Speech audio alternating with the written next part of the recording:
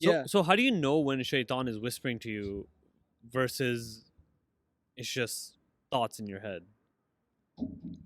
I think for me it's when like, for example, like for like Isha namaz, my family likes to do it at the masjid, MashaAllah. and then there's I think it's when we all feel lazy. Hmm. We all feel like lazy and all that stuff. At the end of a long day, right? You work, you're like you said, you were burnt out and everything like that. Even going to a masjid 5 minutes away, it's literally like you have bricks attached Hmm. to your legs and all that stuff. So I feel like that's what I mean. Anything that I feel as if like that's taking me away from like not doing something which I know will boost my iman Hmm. or that'll make me do something good. I feel like that's when Shaitan whispers in my ear Yeah, personally. I think Shaitan's whispering constantly. He's constantly trying to like make stuff up a little bit.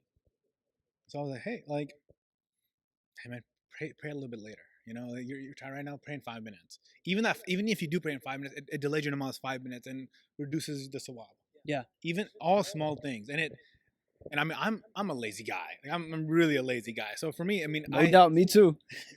I'm fighting that constantly. But you realize in Ramadan you don't have that. And when you realize how different your life is pre-Ramadan and during Ramadan, you'll see all the time Shaitan is whispering in your ears.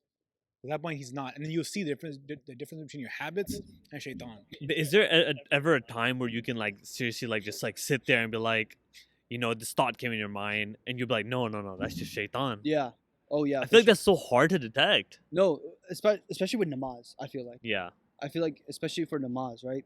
It's like actually sometimes like for example like a couple days ago like I was just so focused into work. There was just so much going on at work, right?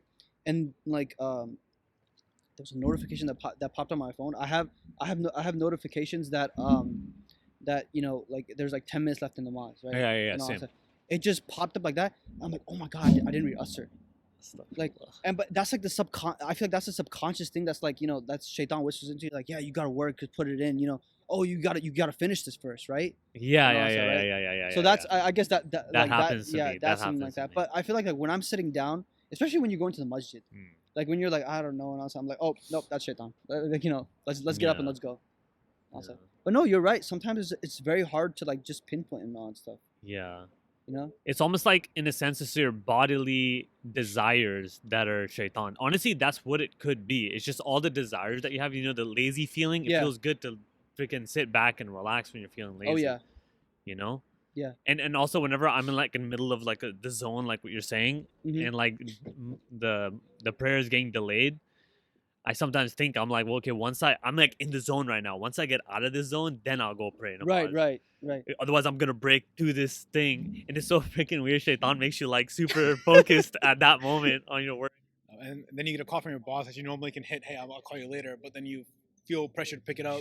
Yeah. It's just so much stuff.